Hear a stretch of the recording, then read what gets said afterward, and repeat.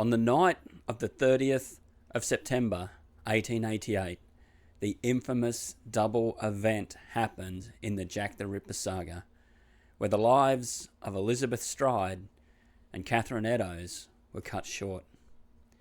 In Berner Street that night, a new Jewish immigrant, Israel Schwartz, saw what he believed to be a domestic. The person perpetrating that crime calls out to him Lipski, and he runs. And many believe this man saw the face of Jack the Ripper. G'day, I'm Owen. You've joined the pub test, and in this one we're looking at the eyewitness Israel Schwartz.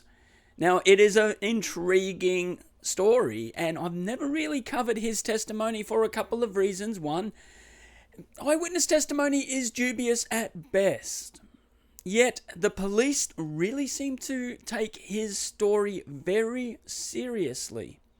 And how does that term Lipski being yelled at him have any connection or bearing? Well, let's have a look at it. Who is Israel Schwartz? What did he see? And why did he run? Let's put all of this to the pub test.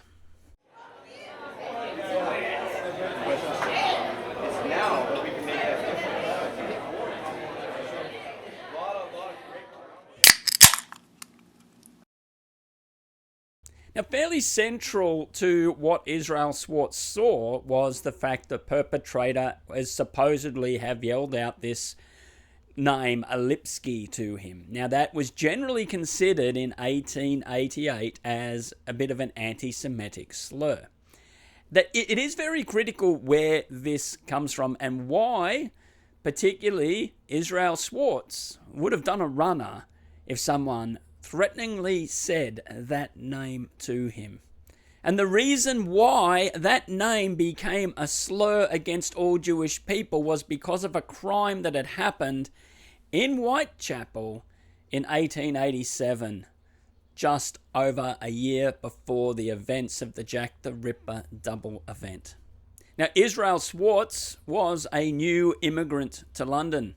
He was a Hungarian Jewish immigrant, but when he arrived in London, the papers were filled with this story, what was known at the time as the Whitechapel murder.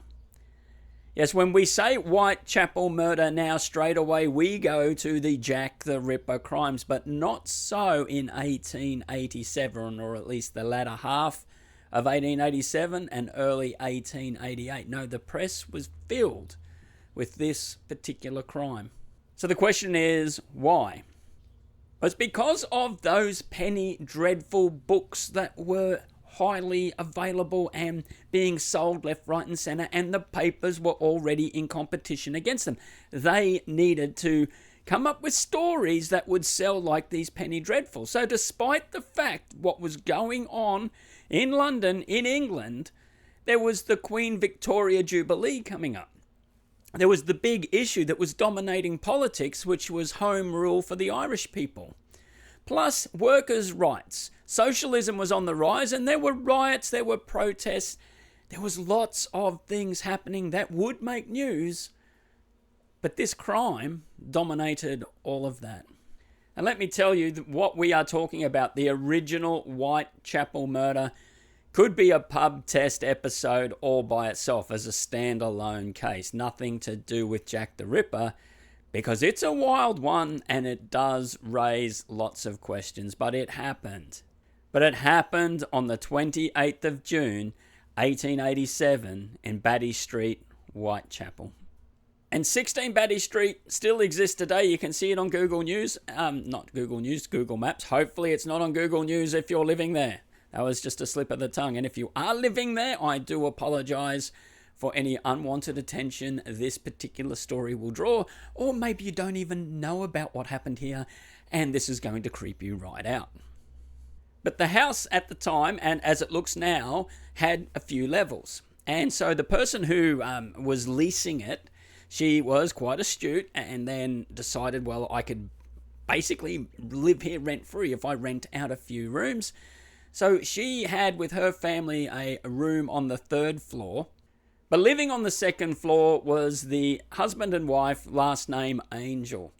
And the wife's name was Miriam. And obviously we could say that they were new Jewish immigrants because Miriam is quite a strong Jewish name. When Moses was floated down the Nile River because the Egyptian Pharaoh was wiping out all the kids, and to save Moses' life, they launched him forth on a little raft. Well, Miriam was Moses' older sister, so it's safe to say that they were fairly heavy into the Jewish religion themselves, I would say, considering the name. But her and her husband had family in London. At least she had her in-laws nearby. And it said that Miriam, every morning, after her husband had gone off to work, she would get up and go have morning tea with her mother-in-law.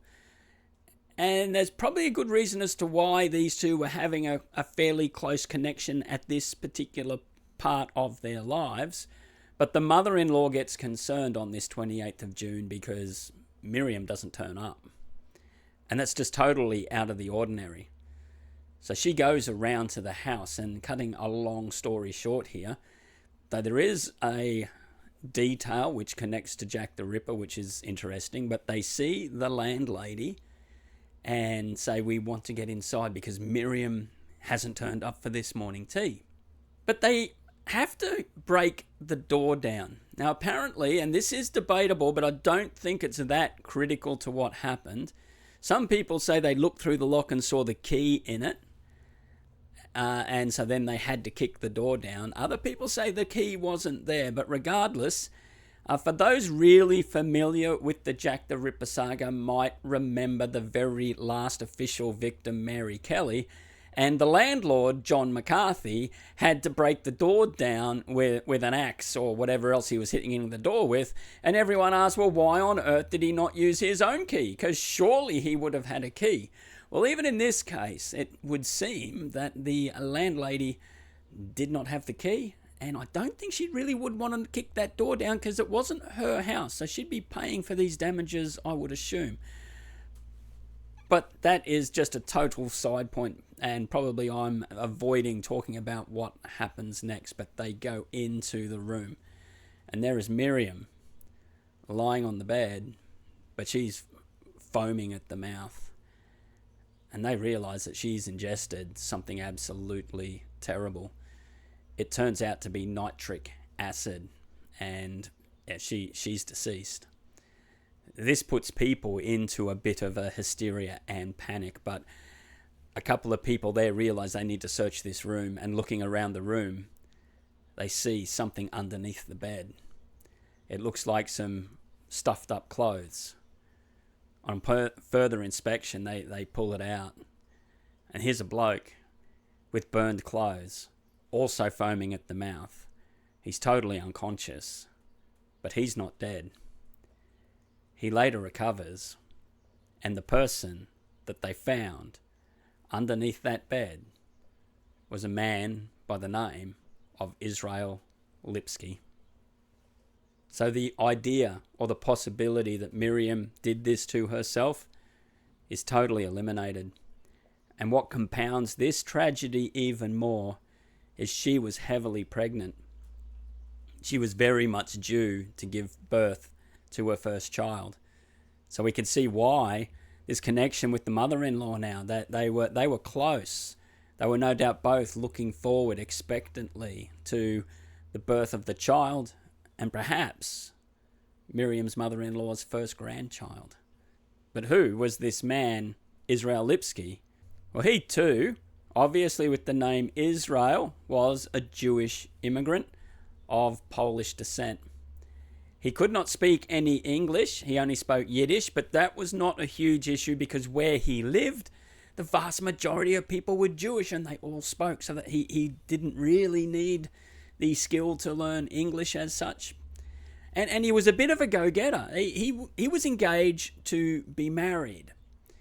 And his father-in-law was helping him out a little bit and said, well, look, you're working, but that's good, but you could make more money for yourself. You could set yourself up and my daughter as well if you just go into a bit of a business. And so he rented the room above Miriam there at 16 Batty Street. So he's living on the same level as the landlady. But he also had access to the attic, which he furnished as a bit of a workshop. So he was making walking sticks to sell. And that business apparently, like any new business, takes a little while to get going, but it seemed like it was starting to move forward. He was quite good at making these walking sticks. Well, finding him underneath that bed, naturally, the police are honing in on him. The door was locked. So the press turned this into a penny dreadful story. Here's the man living upstairs, lusting after this pretty young girl. And she pushes his advances away and he loses it. And he pours nitric acid into her mouth to kill her. And then, possibly feeling remorse, took a bit himself. And admittedly, this does not look good for Israel Lipsky.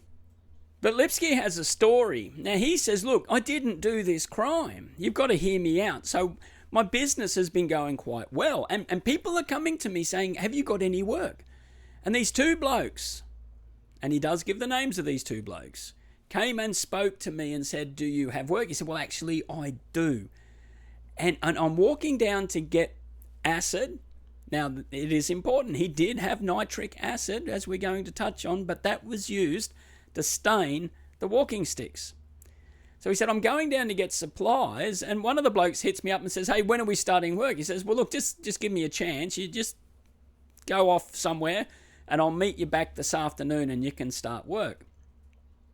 But he gets back to 16 Batty Street, and what ensues then is the bloke standing outside hitting him up again for this job.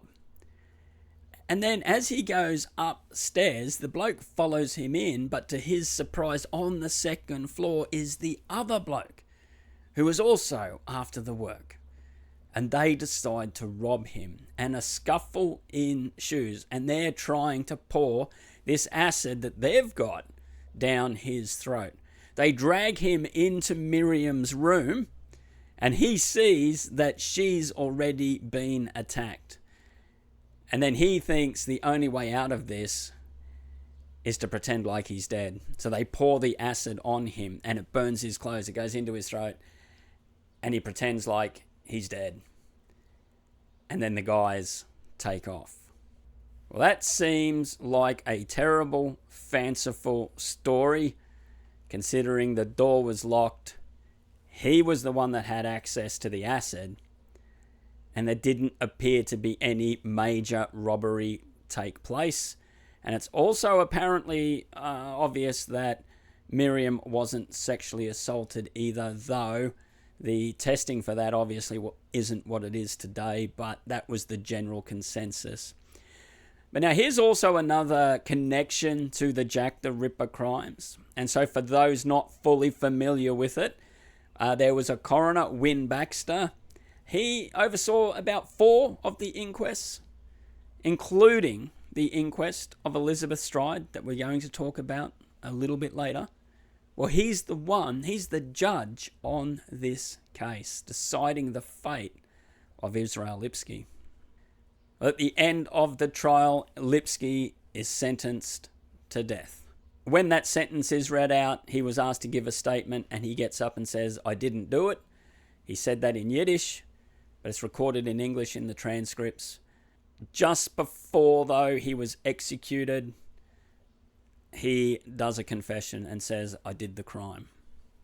And from that moment on, because of the publicity, there was a big push to try and get him off this charge.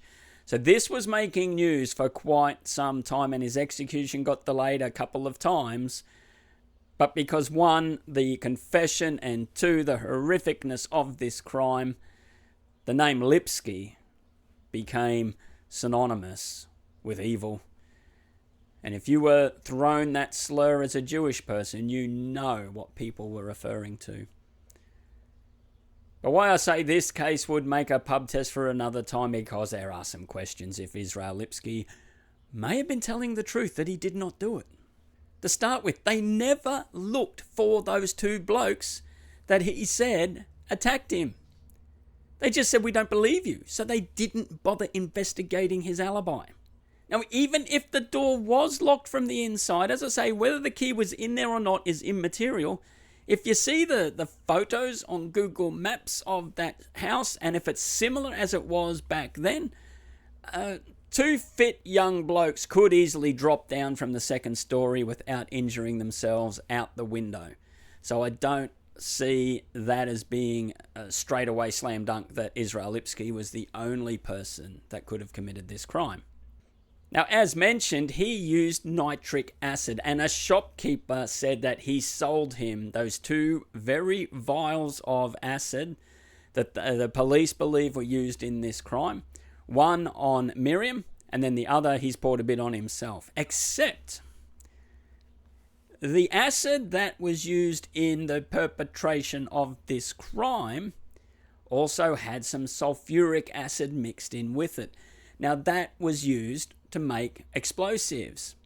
The shopkeeper did not have access to that type of acid, and neither did Israel Lipsky, at least not from the regular shops. You needed a special license to be able to purchase that. He only had the nitric acid, not the one used at 16 Batty Street. Added to that, he couldn't speak English, so what was happening at the trial he probably didn't fully understand. And that confession was written down in English. So someone must have been interpreting. It wasn't his own handwriting, writing it out in his native tongue. So that confession too, well, it could be looked at one or two ways. One, it's a false confession. Or two, he just thought, I just got to get this off my chest anyway because it's not going to change anything now. But as I say, I could dive into the Israel Lipsky case as a standalone pub test. It probably would be really interesting, but the point being made in this particular video is this was big news. It would have been big news in the Jewish community, so Israel Schwartz would have exactly known the connotation to him being referred to as Lipski. So now we move to Israel Schwartz. Just over 12 months after these events happened, what was he doing in Burner Street, he says, at 12:45 a.m. in the morning? He used to live there. In fact, they had only just been moving out of Burner Street, himself and his wife, around to Ellen Street, not too far away. And what he said was, I finished work and I thought I'd go check on the wife and see if she'd completed all the things that we had to at the old house. And then he was obviously going to go up to Ellen Street. But he never actually makes it to that old house that he was living in Burner Street. So whether his wife was there or not, we actually don't know. As mentioned, he's a new immigrant. He's been in the country only a couple of years, and he's a Hungarian Jew, unlike the many Polish Jews that were in the area. So he would have stood out just a little bit to the locals, I would say. But this is the testimony that he gives to the police after the double event happened. So you are familiar, I will better cover that. Elizabeth Stride, the third official victim of Jack the Ripper and the first victim on the night of September the 30th, the double event occurred. Well, she was found in Dutfield's yard, which was attached to the International Working Men's Club, and that was off Burner Street. It did have a lot of traffic. That club was rather full. So it's not uncommon for people to be out and about on Burner Street after midnight. But he gives the description, and I'll just basically give a rundown. So he saw a man with a dark jacket and trousers and the cap with a peak. He said the bloke was 5'5", had a full face and a brown mustache. But he said he saw the man trying to pull the woman into the lane. She is resisting. So he pushes her to the ground. She lets out a scream, though not a loud scream. He thought this was a domestic, so he just wanted to look the other way. That is disturbing, but that was generally also the common thing back then. If you saw a man and woman fighting, you'd leave it alone, even if the bloke was just flogging into the poor woman because, well, that was probably his wife, and apparently that was okay. You would think that the people at the International Working Men's Club would have heard this commotion, but according to Israel Schwartz, wasn't causing such a commotion. But then the man who's doing this vicious attack on this poor woman, who Israel Schwartz said was Elizabeth Stride, looks up at him and calls out Lipski. And about that time, another man had come out of a pub and saw what was going on. And Israel Schwartz said he had probably a pipe in his hand. And when the name Lipski is called, both these men take off in fear for their lives. And Israel Schwartz said he just ran and then stopped after a while and turned around, and the other bloke, well, he was gone. He must have gone a different way. Now you got two blokes in Burner Street seeing someone hitting into a woman and you run for your life. I mean, I can imagine, like times were difficult. Life was cheap as well, so maybe you don't want to get involved. You don't know who else could be around the corner. There were gangs, but still, it's just concerning that nobody was going to step in back in those days, and it happened a lot. This is not an isolated case, but you wouldn't step in to help some poor woman being attacked, but not passing judgment on Israel Schwartz here. But then a newspaper report comes out a couple of days later, and it's a slightly different version of events. So the reporter says, I went and saw Israel Schwartz, and he told me what happened. And it contrasts quite a lot with what the official police report said. He said that he saw this bloke walking down the road swaying a bit like he was drunk. He approaches Elizabeth Stride. She goes to try to go into the lane and he pulls her out, throws her to the ground. Then another bloke comes out of the pub. This time he's got a knife in his hand and he can tell that it's an accomplice to the guy across the road attacking the woman. He addresses that term Lipski to Schwartz, and Schwartz runs for his life with the other man with the knife in pursuit. He runs hard and then realizes he can't hear steps behind him, and the man has stopped the chase. So which story is correct? Well, here's a detail about Israel Schwartz that doesn't seem to get publicized a great deal.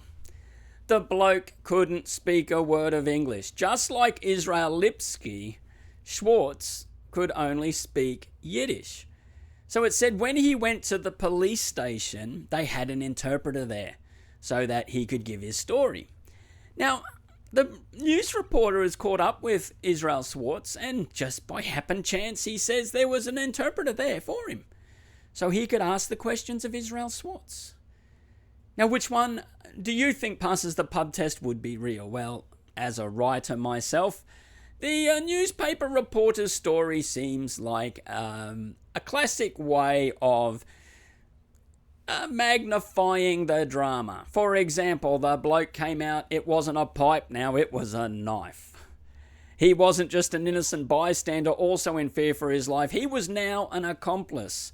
We weren't just running away from one bloke, I had to run away from two blokes. Yeah, it's just classic raising the drama as a writer would do. So I don't really buy the newspaper story, basically. And it is just coincidental that the reporter said, he just happened to have an interpreter with him. like it was somehow planned, or, maybe the interview didn't even happen, but he just heard the story, embellished it a bit.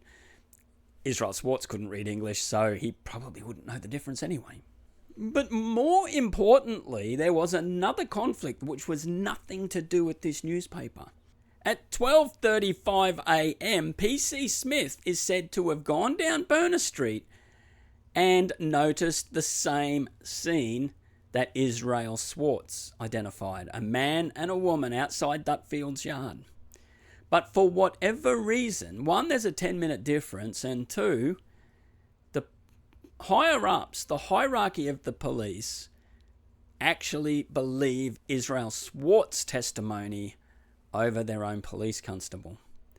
They say that Schwartz's story makes more sense and he had a better view of the perpetrator. That is quite interesting. So it would be safe to say that Israel Schwartz's testimony at the inquest, at the coroner's inquest, would be absolutely crucial. And as I mentioned before, the person conducting this inquest was Win Baxter, the same bloke who oversaw the case against Israel Lipsky. Well, the question is, was he there at the inquest or wasn't he? Charles Warren makes reference to him at the inquest and how crucial his testimony was. Donald Swanson backs that up as well. Sir Charles Anderson, another high-profile person involved in the Jack the Ripper case, also makes mention of Israel Schwartz's testimony at this inquest. But you won't find that testimony at the inquest. It's just not there. Now, there is important detail to make here that a lot of the documents that we refer to when it comes to the inquest that happened around 1888 during the Whitechapel murders, we're relying on the press reports. So they may not be 100% accurate and they may have left certain witnesses out, because the official records seem to have gone.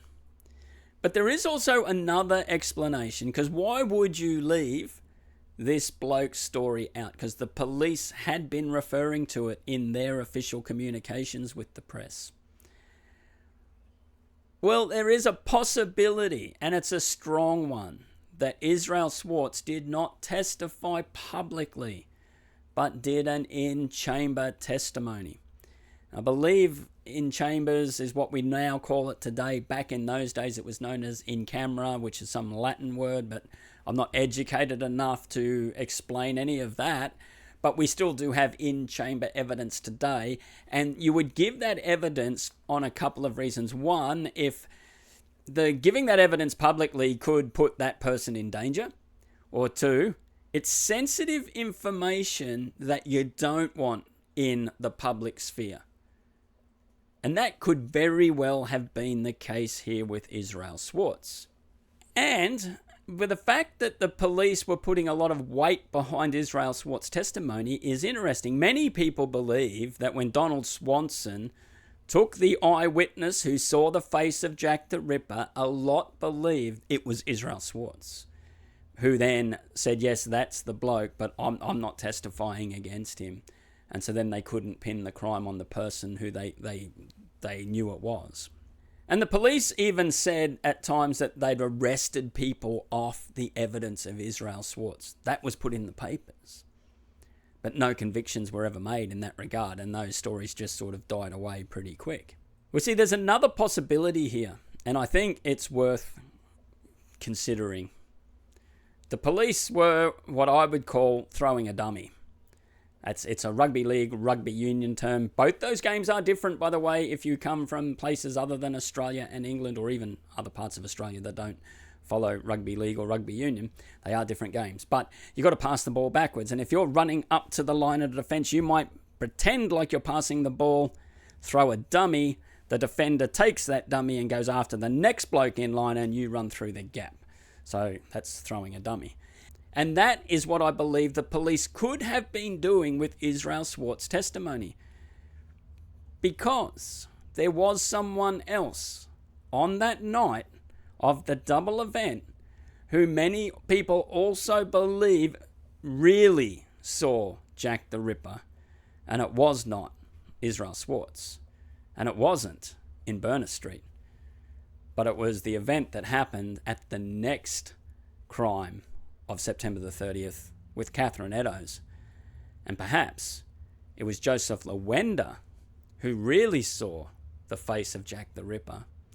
And the police didn't want the perpetrator to know that they were on his tail.